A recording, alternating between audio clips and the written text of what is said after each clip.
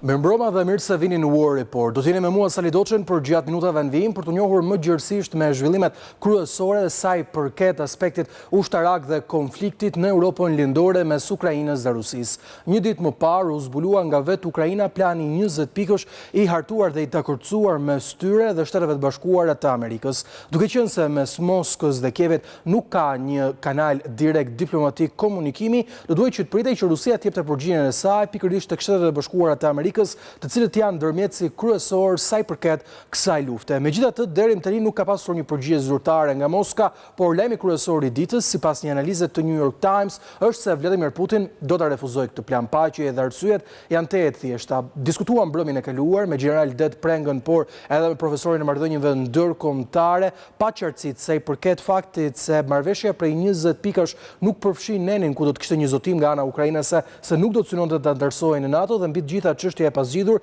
mbetej sigurisht edhe çështja e territoreve, duke folur kështu për vijën e frontit në Kherson, por edhe në Zaporizhia. Në analizën e saj, New York Times raporton se Vladimir Putin për te këtyre arsyeve ka edhe arsye të tjera për të besuar se kjo nuk është koha për të negociuar dhe e gjitha lidhet me situatën në frontin e betejës, ku Moska beson se ka përparime të vazhdueshme për të bërë. Por nga ana tjetër, Rusia duket se është në momentin e saj më të keq ekonomik që prej vitit 2022. Në analizën e saj, New York Times raporton se situata ekonomike nuk duket mjaft e mirë, pasi ekonomia ruse po bie drejt recesionit, por pavarësisht sanksioneve të vendosura nga perëndimi për shkak të luftës, analistët thonë se vendi është ende shumë larg llojit të krizës ekonomike që do ta detyronte Kremlinin të kishte një ndryshim në kursin e tij. Megjithatë, Volodymyr Zelensky ka vijuar bisedimet me amerikanët, duke mbajtur një bisedë telefonike me Jared Kushner, por gjithashtu edhe me Steve Witkoff, të dërguarin e presidentit amerikan Donald Trump. Do dua të ndalem për t'ju dhënë edhe një qasje vizuale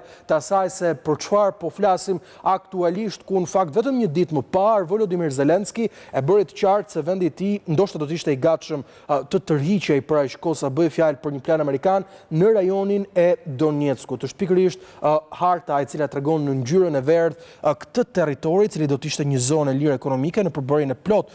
të Donbasit, por ajo çfarë mbetej e pasqaruar bëj fjalë pikërisht për territoret në zonën cilët unë po e shënoj në ngjyrë të kuqe, që janë pjesët ku Rusia nuk ka marrë ende dot territorin e Khersonit, por gjithashtu edhe të Zaporizhjes. Një çështje e cila në duket se nuk është shumë, në fakt ka qenë një ndër synimet kryesore të Moskës për të përmbyllur aneksimin e këtyre 4 rajoneve, lufta për të cilën filloi pikërisht në vitin 2014. Por raportoja dhe po thoja për një bisedë telefonike që Volodymyr Zelensky mbajti pikërisht me të dërguarit amerikan, dhëndrin e Donald Trump, Jared Kushner, por edhe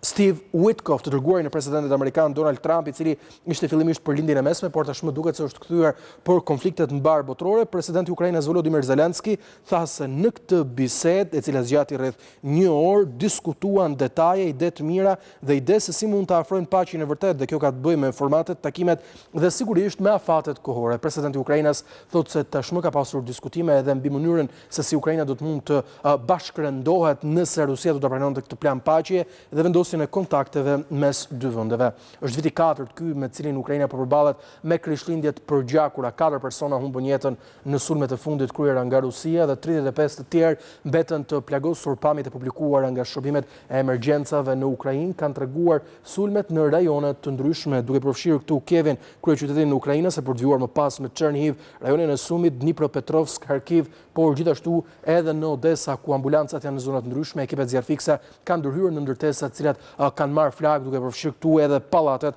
shumë katëshe. Por Rusia duket se ka përdorur këto krishtlindje për të kërcënuar sërish. Flasim tashmë për bombarduesit e saj bërthamor të U-95 MS. Pamjet që po shihni aktualisht janë publikuar nga Moska zyrtare dhe tregojnë pikërisht fluturimin e këtyre bombarduesve, që janë dy të shoqëruar nga 2 avion të tjerë, të cilët ndodhen pikërisht në detin e Norvegjisë së Veriut, duke treguar kështu edhe një herë se Moska do të vijë të kërcënojë Mbretërinë e Bashkuar për shkak të luftës në Ukrainë, pasi ato janë ofruar gjithashtu edhe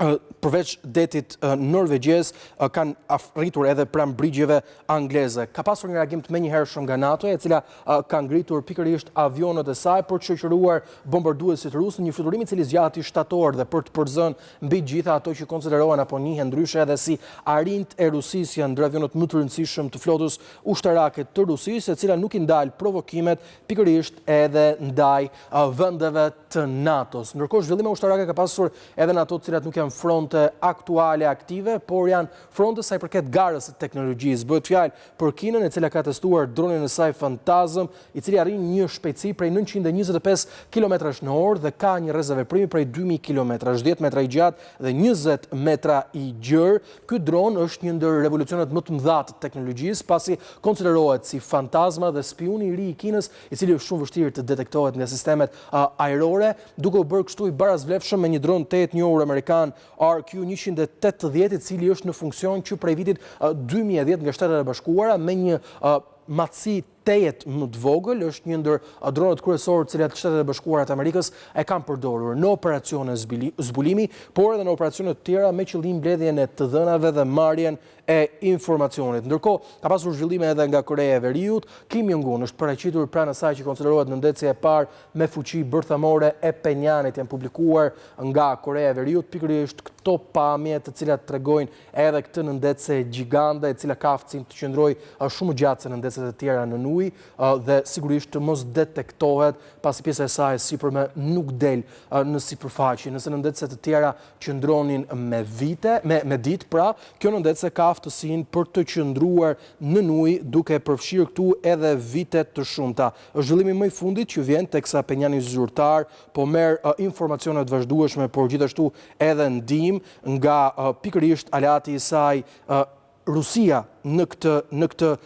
sipërmarrje e cila është e rëndësishme për të përforcuar edhe flotën e saj ushtarake. Ishin këto disa prej zhvillimeve kryesore sa i përket frontit të betejës, por gjithashtu edhe informacioneve kryesore të ditës. Sigurisht në pjesën e parë të programit do të ndalemi tek analiza e New York Times, e cila në mënyrë logjike thotë se Rusia me shumë gjas nuk do të pranoj planin e paqes të ofruar pikërisht nga Shtetet e Bashkuara të Amerikës dhe Ukraina, përderisa nuk adreson dy prej problematikave të saj kryesore, por njëkohësisht edhe për faktin e territorëve. Ndërkohë në pjesë të dytë të programit do të ndalemi tek bombarduesit bërthamor, të cilët kësaj here kërcënojnë sërish NATO në atë që mund të konsiderohet një ndër kërcënimet më të rënda të këtij viti pas sulmeve hibride të Rusisë. Të gjitha këto menjëherë vetëm pas siglës.